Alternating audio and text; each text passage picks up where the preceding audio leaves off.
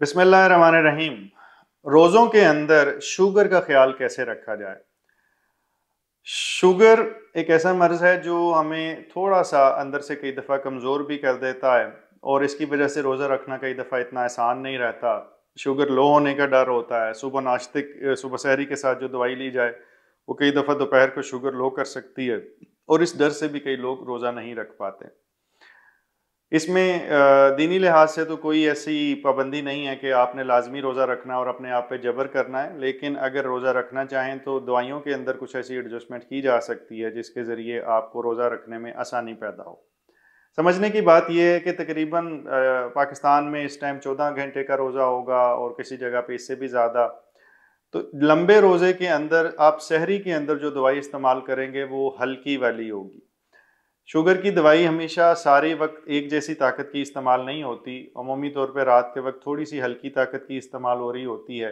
हमेशा ऐसा नहीं होता, लेकिन अमूमी तौर पे बात कर रहा हूँ। अगर आप ज़हनी और जिस्मानी सेहत के बारे में इल्म, नए तरीका इलाज और नई से नई तहकीक के बारे में जानना चाहते हैं तो इस चैनल को सब्सक्राइब करें, बेल आइकन को क्लिक कर दीजिए।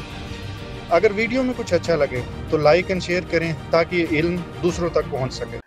तो उस सूरत के अंदर आप दवाई जो हल्के वाली है वो सहरी के साथ लेते हैं ताकि दिन के वक्त शुगर लो ना हो, और रात के वक्त जो सी दवाई है वो थोड़ी ताकतवर होती है ताकि जो अफ्तार के अंदर चीज़ें इस्तेमाल हों उसकी वजह से शुगर ना बिगड़ पाए।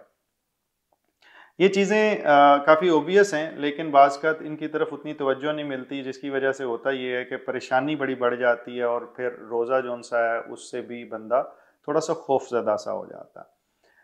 अगर फ़र्ज़ करें कि ऐसी दवाइयाँ हैं जिसके अंदर थोड़ा सा पेशाब आवर एलिमेंट है, जी हाँ, शुगर की दवाइयाँ भी अब ऐसी मौजूद हैं जिसके अंदर थोड़ा सा पेशाब आवर एलिमेंट मौजूद होता है, तो उस सूरत के अंदर आपने कोशिश ये करनी है कि जो पेशाब आवर वाली दवाइयाँ या जिस शुगर की गोली को खाने के बाद यूरिन थोड़ा ज़्यादा आता है, वो आप अफ्तार के वक़्त लें। और सुबह सहरी के बाद उसको लेने में कई दफ़ा ये कबाहत हो सकती है कि सहरी के बाद अमूमी तौर पे लोग नमाज़ पढ़ के कुछ देर सोते हैं, तो वो उनको उसमें डिस्टर्बेंस आ सकती है। और दूसरे नंबर पे ये कि अगर जिस्म से आपने सहरी में पानी मुतासिब नहीं पिया और ज़रूरत से ज़्यादा पानी निकल गया है तो दिन में डिहाइड्रेशन का कुछ डर हो सकता है। तो इस सूरत के अंदर हिकमत ये है कि वो आप शाम में शिफ्ट कर दें।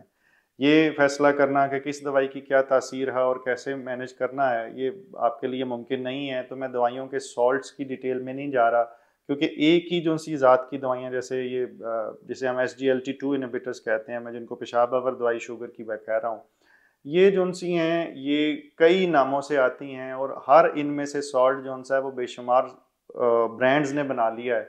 तो इसलिए किसी दवाई का ब्रांड नेम याद करने का तो फ़ायदा कोई नहीं होगा। ये फ़ैसला आपने अपने मुआलिज से करवाना है कि मैंने दवाई को रोज़ों के अंदर कैसे एडजस्ट करना है।